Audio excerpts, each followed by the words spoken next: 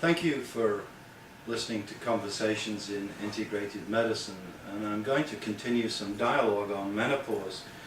And this segment is menopause and lifestyle, and I'm going to talk really about the power of positive lifestyle in managing menopause without any other type of intervention.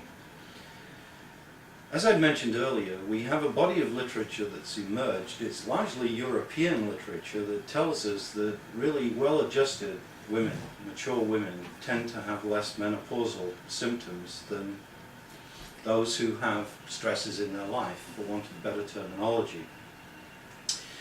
We see the power of positive lifestyle in menopause with really evidence that things like adjustments of psychological well-being are very important, and in essence that's a little bit to do with attitude. Some women see menopause as really the end of their femininity, which is really a terrible way of looking at menopause. In fact, the other side of the coin may be quite true. That is that menopause represents emancipation and freedom from earlier years of childbearing and child rearing and family matters, and represents a time where a mature woman can consolidate and start to look towards her own self-interests and really enjoy life with a degree of freedom that may not have been present in earlier years. Sounds good, but I get back to this issue of attitude and how women should understand this notion of really this is just a stitch in the tapestry of life.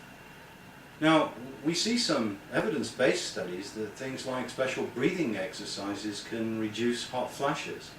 So we're starting to see how physiology can really help us in combating some of these unpleasant symptoms. I think one area that we've discussed repeatedly is the idea of disturbance of sleep patterns, and I think this is really underestimated in menopause management in general. The moment that sleep deprivation occurs, especially women who are having hot flashes, wake up sweating, drenching the bed,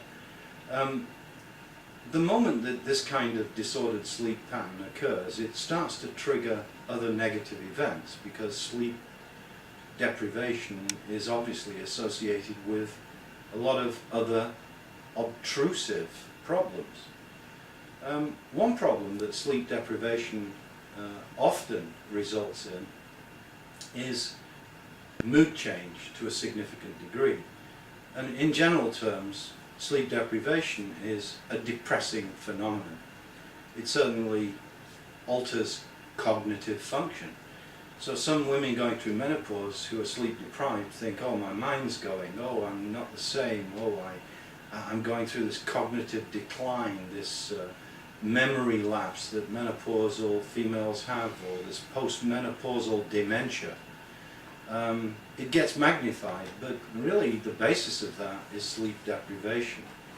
So one of the first things that I always do is talk to women about their sleep habits and go into a very careful sleep history, and then really get into the issues of, are there behavioral issues, are there lifestyle issues like diet, are they exercising at the right time of day or the wrong time of day, all of the factors that promote an understanding of what's going on in sleep disturbance. Because sleep is basically a biorhythm. In fact, menopause is a macro biorhythm of life. But without restoring that interval 24-hour or so, 26-hour, 23-hour biorhythm here, we really are running into a lot of problems. In fact, I've even indicated to you that sleep deprivation promotes weight gain, which is a common phenomenon in menopausal transition. So we're looking now at lifestyle domains, and we're looking at quality of life issues. We started off and we talked a little bit about psychological well-being and socio-behavioral intervention, which is very important.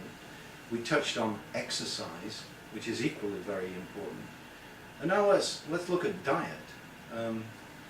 Obviously there are things in the diet that may be quite stressful for women in menopause. A good example is are things like caffeine, which promote wakefulness, prescription drug use in some women. A variety of different stresses exist that must be assessed in the overall circumstances of the menopausal transition.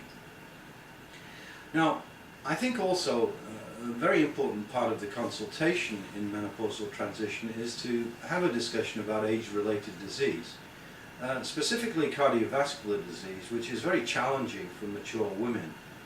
As we know, cardiovascular disease in these days is associated with red dresses and red flag symptoms, and we know that we fooled ourselves in conventional medicine for many years in trying to apply the symptom complex of classic male cardiovascular disease, heart disease, to women, because women present in a much more subtle manner, often with cardiovascular problems. It may be palpitations, tiredness, etc. That is the manifestation of cardiovascular disease in the women through menopausal transition or in the postmenopausal era. Why do I focus on cardiovascular disease? Well, again, it's a very important milestone to understand that prior to menopause, women have some degree, a significant degree of protection against cardiovascular disease, perhaps related to their hormonal status, that men do not have.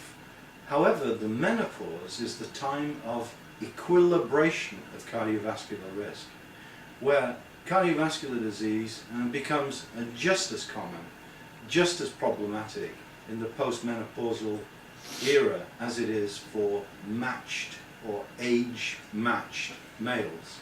So let's look at it as an equilibration and a time where cardiovascular disease prevention strategies are extremely important. So we talked about menopause from a variety of aspects. Now let's talk about diet. Now, I think the idea of restricting simple sugar is obviously a good idea. Taking the right kind of fats in the diet, enhancing dietary fiber.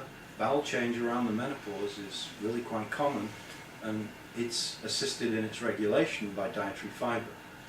When it comes to protein, I think that meat and dairy protein can be quite stressful, and should be perhaps moderated and rotated with fish protein and rotated with vegetable protein. And that gets into the issue of soy for health. Now, I've written 2 books on soy for health. One was very popular. It was called The Soy Revolution, where I applauded the benefit of vegetable protein from soy in menopausal management. Now, we have studies showing that even isolates of soybeans, like soy protein containing modest amounts of isoflavones, can help menopausal symptoms. We see a lot of other benefits from soy. It's low glycemic index. We see benefits from soybeans in this phytoestrogen context of soy isoflavones. But I want to mention something about soy isoflavones. If any natural substances were misunderstood, it's soy isoflavones. They're not simple estrogens. They're really adaptogens. They hook onto estrogen receptors so that they will prevent stronger estrogenic drive from endogenous estrogenic hormone or exogenous estrogenic hormone. And in states of estrogen deficiency, they'll give a weaker estrogen response to the receptor. So the idea that isoflavones are just simple estrogens and they're associated with estrogenic dominance is really a misconception. And we believe that soy isoflavones alter the intermediary metabolism of estrogens. They don't just act by simple receptor interactions. So there's many facets to the use of soy, not the least of which is it's a low glycemic food that's pretty good for anybody involved in weight control. And please remember this concept that metabolic syndrome now is so common, perhaps as much as 2/3 of all Hispanic women in the menopausal zone of 50 to 65 years, the same with African American women, and 50% of Caucasian women have metabolic syndrome, which loads the gun when menopause pulls the trigger. Thank you for listening.